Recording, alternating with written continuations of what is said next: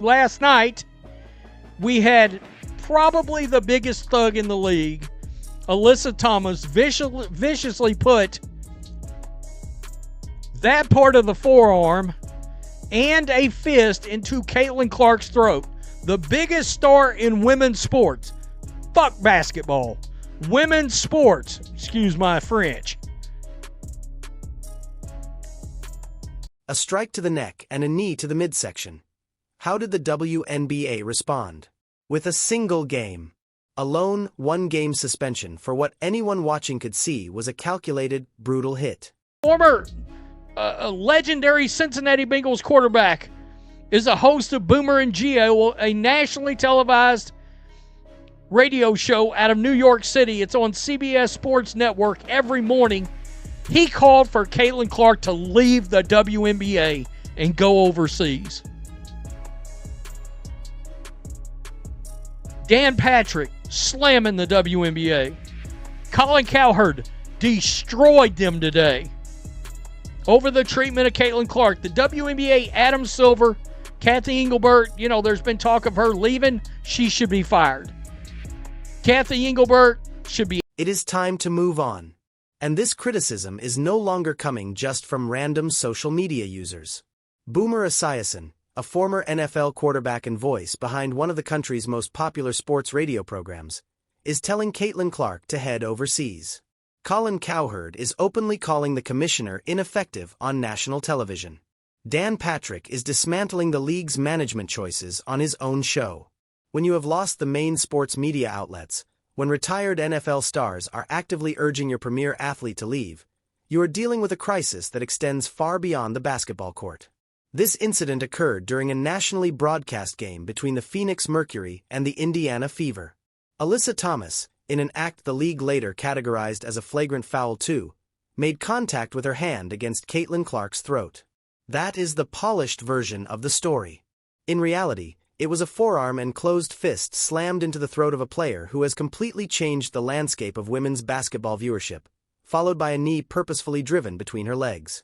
In the heat of the moment, with officials watching right there, not a single whistle was blown. The WNBA announced their ruling today regarding the contact made with the throat of the Indiana Fever's Caitlin Clark.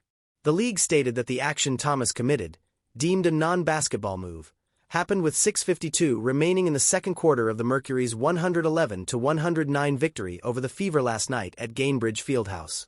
Under WNBA bylaws, the league office has the authority, after reviewing any game footage, to reclassify a foul or assess a flagrant foul, even if it was missed during the game, and issue a fine or suspension. Thomas will serve her ban on June 27th when the Mercury travel to play the Toronto Tempo. So, let's analyze what the WNBA actually did, because the specific phrasing matters. They examined the video after the event, meaning they had the opportunity to weigh the public perception, the context, and the league's underlying image issues. They upgraded the infraction to a flagrant foul too, admitting this was not merely accidental contact. The official statement noted that Thomas recklessly made contact with her fist to the throat area. Recklessly. Not intentionally, not maliciously, just recklessly. As if a veteran professional athlete could accidentally shove a fist into someone's neck. And then came the penalty that has the sports community bewildered. One game. Alyssa Thomas would sit out exactly one contest, scheduled for June 27th against Toronto. Not a high-profile game, not a matchup that affects playoff standings. Just a single game, quietly handled, intended to make this controversy vanish as quickly as possible. But here is what the WNBA failed to consider. The league office possesses the explicit power to issue fines or suspensions that go beyond the basic penalty framework. It is explicitly stated in their own policies. They can evaluate context, consider the specific players involved, and deliver a message that certain behavior will not be tolerated, no matter who the victim is. They chose not to. I have plenty to say about Roger Goodell. He drives me crazy in the NFL. He is incredibly frustrating. But roughly 3 years ago, when Deshaun Watson, a quarterback now with the Cleveland Browns, was facing 30 civil lawsuits, an arbitrator recommended a 6-game suspension. Roger Goodell intervened and handed down a 17-game ban. Eventually, the case went through an arbiter, but instead of 6 games, Watson ended up serving 11. Adam Silver or Kathy Engelbert should step up and say no. We must send a firm message across the league. 10 games, 20 games, a real, eye-opening, headline-grabbing suspension. They refused to do it. This league is filled with a bunch of... That comparison to Roger Goodell is striking because it shows what effective leadership looks like when an organization is truly concerned with its reputation. 3 years ago, Deshaun Watson was embroiled in 30 civil lawsuits. An independent arbitrator suggested 6 games. Roger Goodell, who is often criticized for his handling of player conduct, reviewed that advice and determined it was insufficient. He intervened personally, pushed for a much stiffer penalty, and Watson ended up missing the season. They just keep crashing into a wall at full speed regarding Caitlin Clark. They recently released a promotional poster celebrating 30 years of the WNBA. Caitlin Clark is not featured, and it is not just a tribute to the pioneers who launched the league. Paige Bueckers and Angel Reese are on it. Yet Caitlin Clark is missing. When she arrived, you moved her road games to larger stadiums to handle the crowds. You were flying the last 6 rows of Southwest Airlines until she arrived and changed everything. You pivoted to private jets. And she isn't on the 30-year poster, but Paige Bueckers and Angel Reese are. What is going on? Recently, television ratings for her games were double those of Aya Wilson, the league's top player, a 3-time champion, and a 4-time MVP. Twice the ratings. This is a paranoid, strange, insular league. Older golfers were slightly bothered and irritated when a young Tiger Woods received all the attention and publicity. But after a few months, they realized, wait, the prize money has increased. We are all making more. And they moved past it. Colin Cowherd does not hold back, and this rant highlights the absurdity of the current state of the WNBA. They unveiled a commemorative poster honoring 30 years of the league, 30 years of history, and the women who built professional basketball from the ground up. And somehow, in 2024, they decided to leave Caitlin Clark off that graphic. Consider that for a moment. Caitlin Clark, who essentially forced the league to relocate games to larger arenas because her road games were packing venues that had been half empty for years. Caitlin Clark, who pressured the league to finally move away from commercial travel to charter flights because the exhausting schedule became a national story. Caitlin Clark, whose games are bringing in double the TV viewership of Aya Wilson, a 3-time champ and 4-time MVP. That Caitlin Clark didn't make the cut for the 30th anniversary poster, yet Paige Bueckers did. A college athlete who has never played a single WNBA game. Angel Reese did. A rookie who is playing well but isn't moving the needle on TV ratings anywhere near Clark's level. They were included, Caitlin Clark wasn't, and Cowherd's comparison to Tiger Woods is spot on because it shows how every other major sport has navigated this exact transition. When Tiger emerged and became the biggest attraction in golf, some veterans were annoyed. They had spent decades working hard to build the tour, and suddenly this newcomer was soaking up all the attention and endorsement deals. But do you know what happened next? The prize money soared. Tournaments that once offered hundreds of thousands of dollars were suddenly paying out millions, and those veterans looked at their bank balances and realized, maybe having Tiger around isn't so bad after all.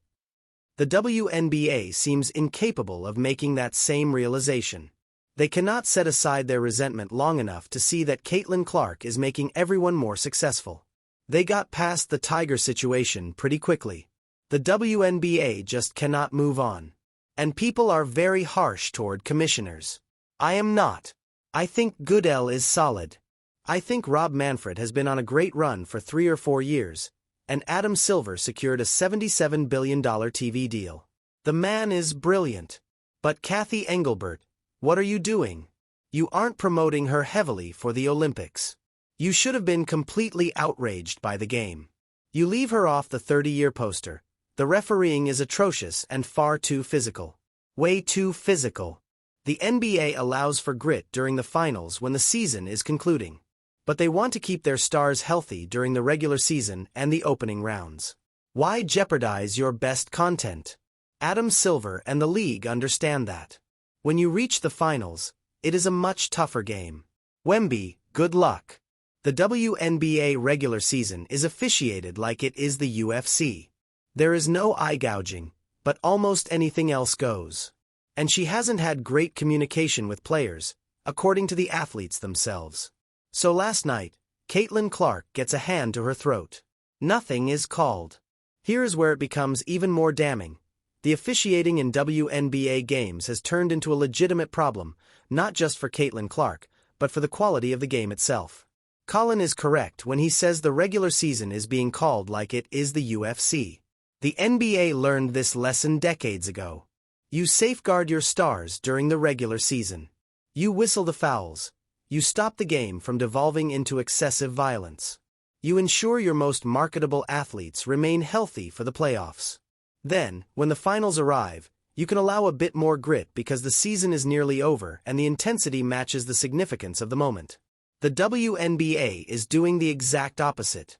They are allowing regular season games to turn into street fights, permitting contact that would trigger immediate ejections in the NBA, and then appearing stunned when their biggest star is targeted repeatedly. When Caitlin Clark is struck in the neck on national television and no foul is called in the moment, that is not just poor officiating. It is a systematic failure to protect the players.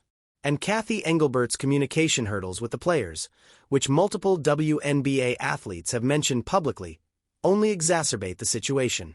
If the commissioner does not have strong rapport with the players, and if she isn't talking to them regularly about what they are encountering on the floor, she isn't getting the feedback required to understand how severe the officiating crisis has become. She is working inside a bubble, making choices based on what she assumes is happening rather than the reality on the court. The hand-to-the-throat incident was not just a singular moment of bad judgment. It was the inevitable outcome of a league that has consistently failed to safeguard its biggest draw, that has allowed a culture of physical intimidation to grow, and that has sent a clear signal to every athlete in the league. You can get away with almost anything as long as you aren't doing it to the right people. If I were Caitlin Clark, I would seriously consider going to play overseas somewhere to receive the VIP treatment and earn real money. From the Saudis? Somewhere. I mean, there is international. She cannot go to the Saudis. Well, she cannot go to the Russians either, as we witnessed when Brittany Griner ended up trapped there. She did, yes, in prison. Right. Cannot take that money. But many of the women do play, in European leagues because they...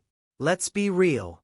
If Caitlin Clark played in Russia, and Alyssa Thomas was over there playing like that, and she put a fist in her throat, Putin would have her thrown in the gulag. Do you hear me? And I'm not joking. They would not tolerate that behavior. Diana Taurasi played in Russia for years to supplement her income. But now, they say their income is rising here. And I know that Caitlin earns a fortune off the court in endorsements, and rightfully so. But I believe there is a petty jealousy, and she is a straight white basketball player. And she is not being treated with any level of respect whatsoever. Boomer Esiason just articulated what a lot of folks are thinking but are afraid to say on national radio. Caitlin Clark is a straight white basketball player, and she is not being shown respect. And before anyone jumps to conclusions about what that implies, let's be very clear about what he is actually saying. He is not alleging an organized conspiracy. He is pointing out an obvious pattern that anyone watching can observe. The WNBA has spent years rightfully marketing itself as a league that promotes diversity, inclusion, and social justice. Those are positive things. Those are values worth standing for. But somewhere along the line, the league's leadership seems to have decided that Caitlin Clark does not fit the story they want to tell about women's basketball. She is not the figurehead they envisioned for the WNBA's expansion. And rather than adjusting their narrative to fit reality, they are trying to force reality to fit their narrative. That is why she was omitted from the 30th anniversary poster. That is why the league did not make a stronger push to include her on the Olympic team. That is why the reaction to her being physically targeted has been so muted compared to how they would react if this were happening to other stars. The league has an image of itself that does not include Caitlin Clark as the centerpiece, and they are willing to stifle their own growth to preserve that image. And Boomer's suggestion that she head overseas is not just frustration speaking. It is a legitimate option that is starting to make more sense as this continues. WNBA players have been adding to their income by playing in international leagues for years. The pay is often better, the environment is more professional, and the physical play is actually less extreme because international leagues tend to call fouls more consistently. She is a straight white player, she is treated poorly, she is disrespected. And now, not only has she dealt with this treatment for the last 3 years and last night, but even worse, the pathetic suspension makes it look even worse. It makes the league look terrible. The league has absolutely no self-awareness. It is wild. It is just wild.